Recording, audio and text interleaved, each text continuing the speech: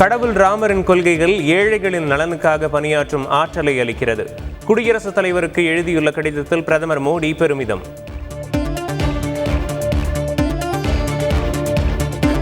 அயோத்தி ராமர் கோயிலில் ஒரே நாளில் 2.5 லட்சம் பேர் சாமி தரிசனம். வரும் நாட்களில் பக்தர்களின் எண்ணிக்கை அதிகரிக்கும் என அதிகாரிகள் தகவல்.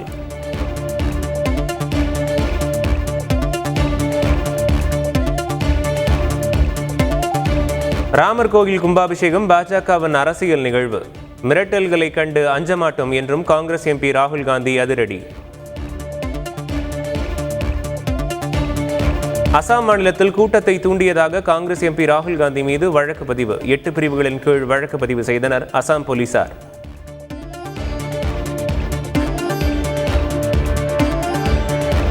அசாமில் ராகுல் காந்தியின் பாரத் ஜோடோ யாத்திரையில் தாக்குதல் நடத்தப்பட்ட விவகாரம். பெங்களூருவில் கர்நாடக இளைஞர் காங்கிரசார் தீப்பந்தம் ஏந்தி ஆர்ப்பாட்டம்.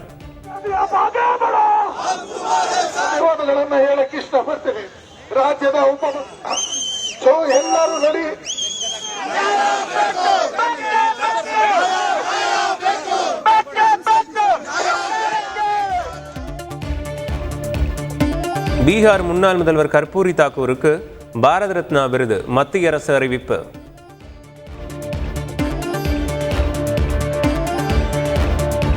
சென்னை அண்ணா அறிவாலயத்தில் திமுக பொருளாளர் TR பாலு நூல் வெளியீட்டு விழா. முதலமைச்சர் ஸ்டாலின் வெளியிட திராவிடர் கழக தலைவர் கி வீரமணி பெற்றுக்கொண்டார். மத்தியில் 12 ஆண்டுகளாக முக்கியமான 3 துறைகளில் அமைச்சராக இருந்து முத்திரை பதித்தவர் TR பாலு என முதலமைச்சர் ஸ்டாலின் புகழாரம்.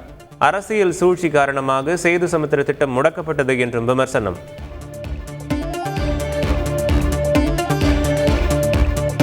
தமிழகத்தை போன்று இந்தியா கூட்டணியை வலுவானதாக மாற்றிட உழைக்க வேண்டும். TR பாலு எழுதிய புத்தக வெளியீட்டு விழாவில் முதலமைச்சர் ஸ்டாலின் வேண்டுகோள்.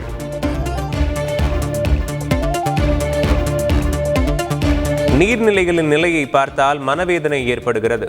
உயர்நீதிமன்ற மதுரை கிளை நீதிபதி வேதனை.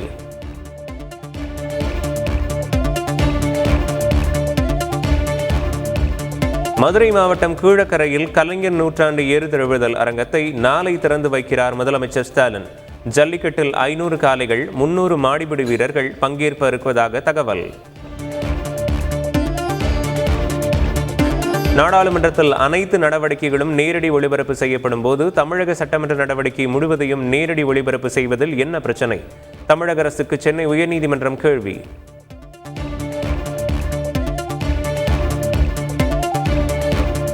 ரேஷன் கடை பணியாளர்களுக்கு குடும்ப அட்டைகளுக்கு தலா 50 காசுகள் என கணக்கிட்டு ஊக்கத்தொகை. கலைஞர் மகளிர் உரிமை தொகை திட்டம் தொடர்பாக மேற்கொண்ட சிறப்பு பணிக்காக அறிவிப்பு.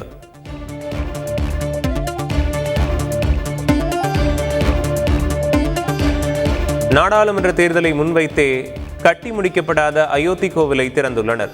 கோவிலை கட்டிவிட்டு ஏதோ சாதனை செய்தது போல பாஜக கூறி வருவதாகவும் முதலமைச்சர் ஸ்டாலின் குற்றச்சாட்டு.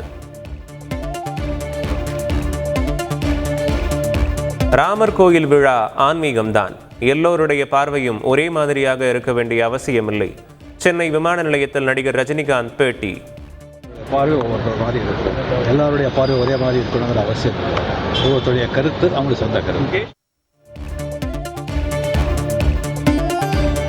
புதிய தலைமை செயலக கட்டிடம் தொடர்பான மேல்முறையீடு வழக்குகளில் அதிமுக முன்னாள் MP ஜெயவர்தனை இணைக்கக்கூடாது. உயர்நீதிமன்றத்தில் திமுக தலைவர் ஸ்டாலின் தரப்பில் கடும் ஆட்சேபம்.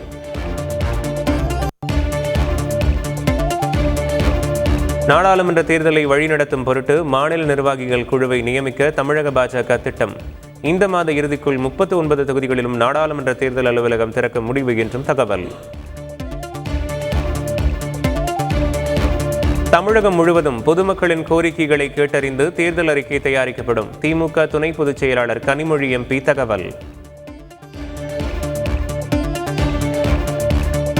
நாடாளுமன்ற தேர்தலில் அதிகமான தகுதியுள்ள இளைஞர்களுக்கு வாய்ப்பு கொடுங்கள். தலைவரிடம் எடுத்து கூறி இளைஞர்களுக்கு வாய்ப்பு தருமாறு TR பாலுவிடம் அமைச்சர் உதயநிதி கோரிக்கை.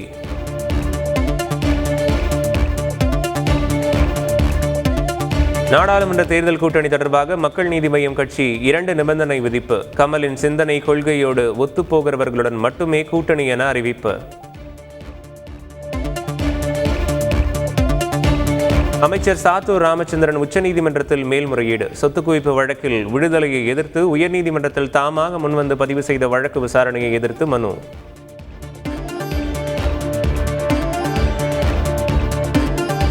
திமுக எம்எல்ஏ கருணாநிதியின் மகன் மற்றும் மருமகளை பிடிக்க 3 தனிப்படைகள் அமைப்பு. பெங்களூரு விரைந்தது தனிப்படை. வீட்டில் பணிபுரிந்த சிறுமியை சித்திரவதை செய்து கொடுமைப்படுத்திய வழக்கில் போலீசார் நடவடிக்கை.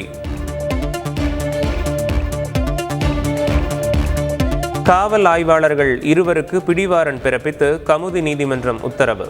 மதுரை தல்லாக்குளம் காவல் ஆய்வாளர் திலகவதி, வத்தலக்குண்டு காவல் ஆய்வாளர் முருகனுக்கு எதிராக பிடிவாரண்ட்.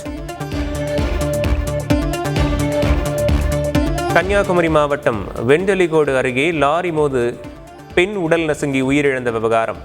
உறவினர்கள் பொதுமக்கள் சாலை மறியல்.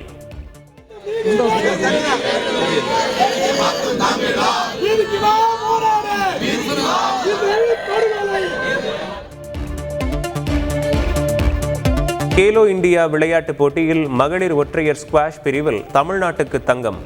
மகளிர் ஒற்றையர் ஸ்குவாஷ் பிரிவில் தங்கம் வென்றார் பூஜா ஆர்த்தி.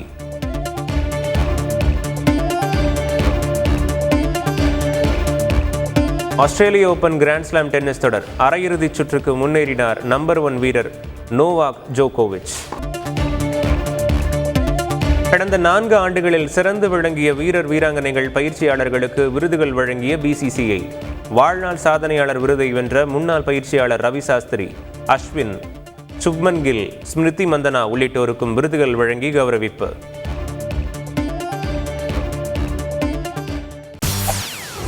செய்திகளை உடனுக்குடன் தெரிந்து கொள்ள உடனே சப்ஸ்கிரைப் பண்ணுங்க.